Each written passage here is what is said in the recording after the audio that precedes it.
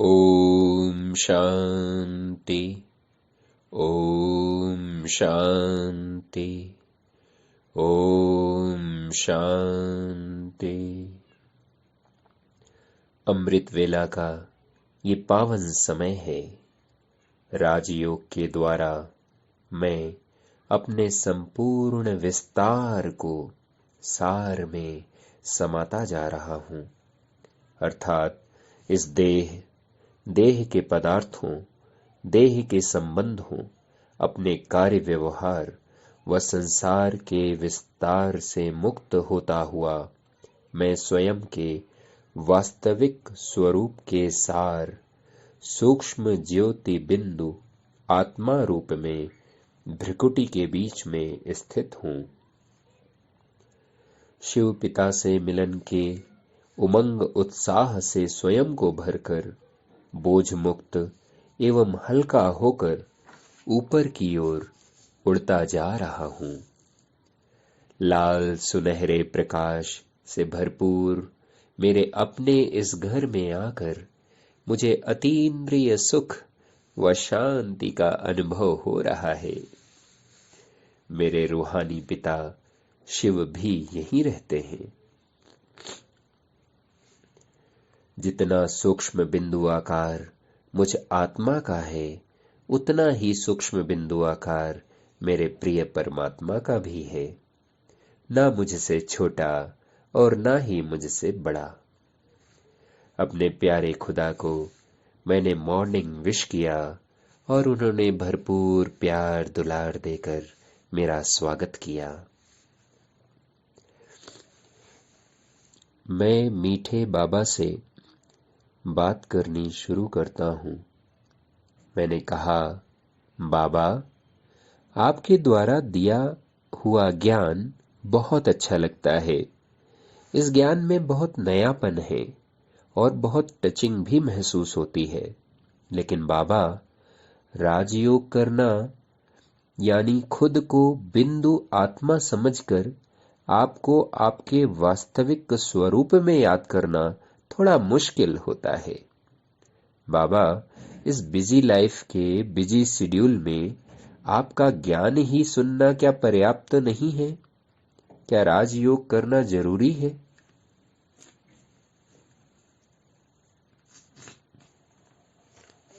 बाबा बोले, मेरे प्यारे बच्चे, इसको समझने के लिए एक उदाहरण लेते हैं।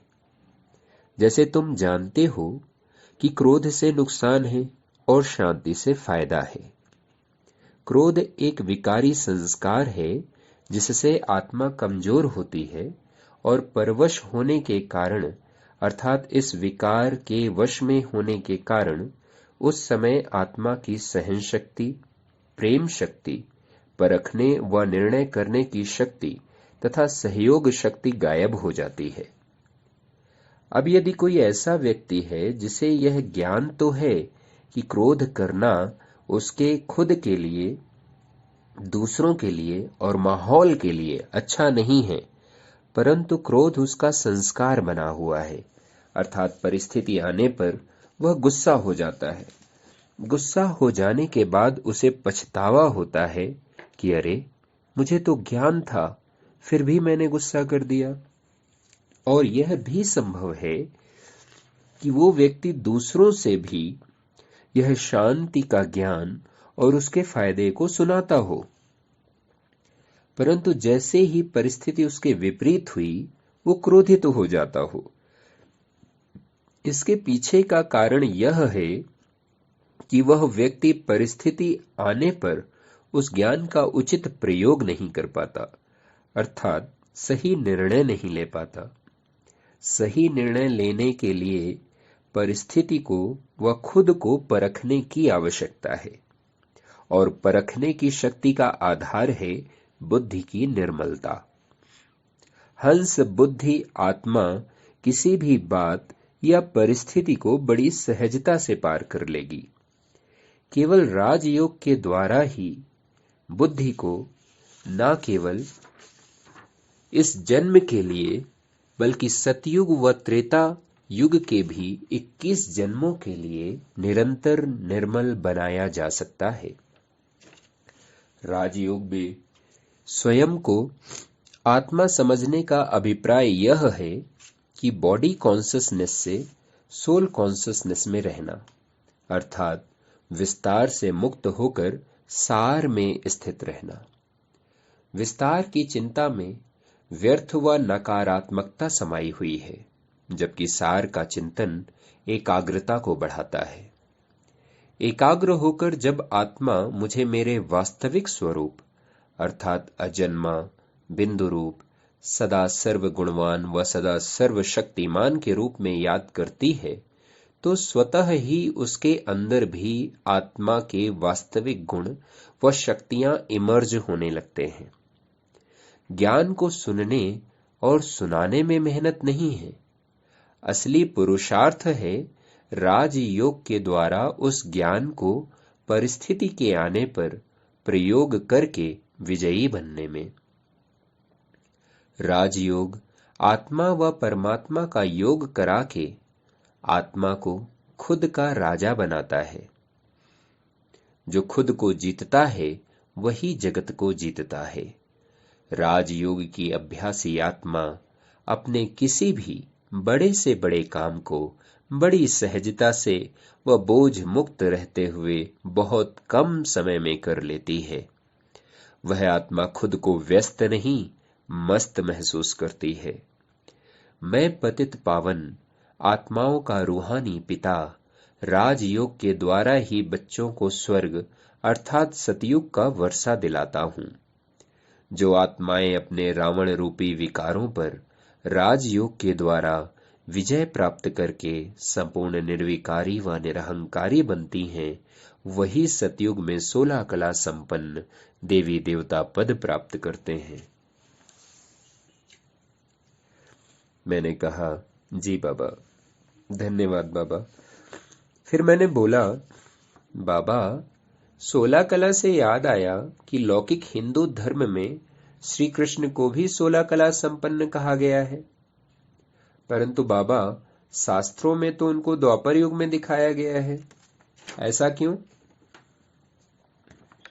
बाबा बोले, मेरे मीठे बच्चे, 16 कला संपूर्ण श्री कृष्ण द्वापर युग की नहीं, सतयुग की प्रथम देवात्मा है। सतयुग में जन्म लेने वाली सभी आत्माएं 16 कला संपन्न लक्ष्मी व नारायण स्वरूप हैं। देवी देवता मनुष्य आत्माओं की सर्वश्रेष्ठ अवस्थाएं हैं। सतयुग में 16 कला संपन्न संपूर्ण निर्विकारी व निरहंकारी लक्ष्मी नारायण का राज्य होता है। वह त्रेता युग में 14 कला संपन्न श्री राम व सीता का राज्य होता है। सतयुग व त्रेता युग को स्वर्ग कहते हैं, क्योंकि यहाँ दुख का नामो निशान नहीं होता है। जहाँ दुख नहीं, वहां मेरी याद भी नहीं और मेरा ज्ञान भी नहीं। परंतु द्वापर युग में आत्माओं की कलाएं देह अभिमान आने के कारण और घट जाती हैं। तो जो सतयुग की आत्मा 16 कला संपूर्ण थी, उसमें अब केवल 8 कलाएं ही रह जाती हैं और 5 विकार रावण के रूप में प्रवेश कर जाते हैं। विकार के वशीभूत आत्मा विकर्म करती है। विकर्मों का परिणाम उसे दुख के रूप में मिलता है और तब वह मुझे याद करती है। द्वापर युग से ही परमात्मा की खोज में कुछ श्रेष्ठ आत्माओं के द्वारा विभिन्न धर्मों की स्थापना होती है। वह भक्ति प्रारंभ होती है। भक्ति मार्ग में ही वेदों व शास्त्रों की रचना होती है। गीता हो, बाइबल हो या कुरान हो, सभी धर्म ग्रंथों का उद्देश्य एक श्रेष्ठ विश्व की स्थापना करना होता है। एक ऐसा विश्व जहां सभी आत्माएं दुखों से मुक्त हों। परंतु मनुष्य मुझे अर्थात भगवान अल्लाह गॉड को और मेरे वास्तविक स्वरूप को भूल चुके होते हैं। उन्हें मैं और मेरा वास्तविक स्वरूप याद नहीं रहता है। अतः वो अपनी क्षमतानुसार कल्पनाओं के आधार पर एक दुख रहित समाज बनाने के लिए धर्मों की स्थापना व शास्त्रों की रचना करते हैं। इस श्रेष्ठ उद्देश्य की प्राप्ति के लिए रचनाकार रोचक व शिक्षाप्रद कथाएं भी बनाते हैं, जिससे सामान्य जनमानस को सहजता से समझाया जा सके। ये सारा ज्ञान समाज को एक सही दिशा देने में तो सहायक है, परंतु संपूर्ण दुखों से मुक्ति के लिए आत्माओं का पतित से पावन होना आवश्यक है। भक्ति मार्ग में इतने शास्त्र व धर्म होने के बावजूद भी विकर्म व पाप बढ़ते जाते हैं, दुख बढ़ता ही जाता है। ड्रामानुसार कलयुग के अंत में मैं स्वयं अवतार लेकर आत्मा, परमात्मा व सृष्टि चक्र का ज्ञान देकर, राजयोग सिखाकर पतित आत्माओं को दुखों से मुक्त करता हूं और फिर एक पिता की तरह अपना वर्षा देकर स्वर्ग की स्थापना करता हूं। यह 4 युगों का कल्प ऐसे ही रिपीट होता रहता है। मैंने बाबा से कहा, तो बाबा, श्री कृष्ण का जन्म द्वापर युग में नहीं सतयुग में हुआ था, तब क्या महाभारत का युद्ध और श्री कृष्ण द्वारा गीता का उपदेश सतयुग में दिया गया था? बाबा मुस्कुराते हुए बोले, मेरे भोले बच्चे, सतयुग और त्रेता युग में हर आत्मा देवी देवता के गुणों से संपन्न है। वहां स्वर्ग है, सुख ही सुख है, संपूर्ण वैभवों की संपन्नता है। स्वर्ग में रावण, कंस या कौरवों जैसे विकारी संस्कारों का कोई अस्तित्व ही नहीं है। तो फिर युद्ध की कोई बात ही नहीं है। वहां की तो प्रकृति भी सतो प्रधान है, 5 तत्व पवित्र हैं। वहां शेर और बकरी भी एक ही घाट पर पानी पीते हैं। श्री कृष्ण सतयुग की प्रथम 16 कला संपूर्ण आत्मा है। श्री कृष्ण की आत्मा विभिन्न नामों के साथ विभिन्न माता पिता से जन्म लेते हुए 16 कला से 14 कला, फिर 8 कला और फिर और भी गिरती कला में जाते हुए कुल 84 जन्म लेती है। श्री कृष्ण के 84वें जन्म के विकारी देह में मैं परमात्मा अवतार लेता हूं, क्योंकि मैं अजन्मा हूं और मेरा अपना कोई शरीर नहीं है। कलयुग का कृष्ण का यह विकारी शरीर ही वह भाग्यशाली रथ है जिसमें आकर मैं अन्य मनुष्यों को आत्मा, परमात्मा व सृष्टि चक्र का ज्ञान देता हूं, राजयोग सिखलाकर पतित से पावन बनाता हूं।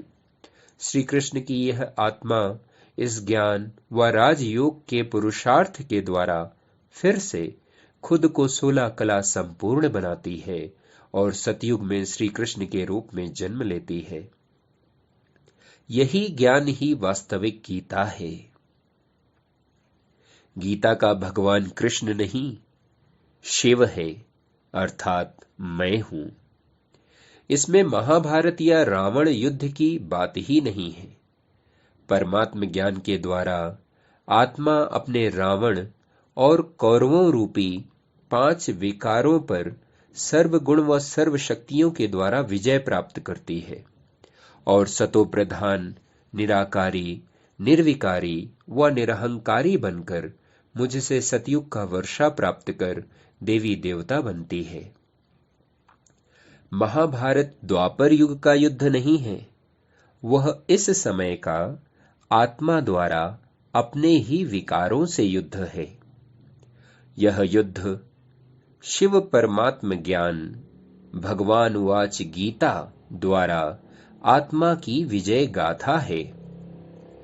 बाबा से ऐसा रहस्यमय ज्ञान सुनकर मैं तो आश्चर्यचकित हो गया।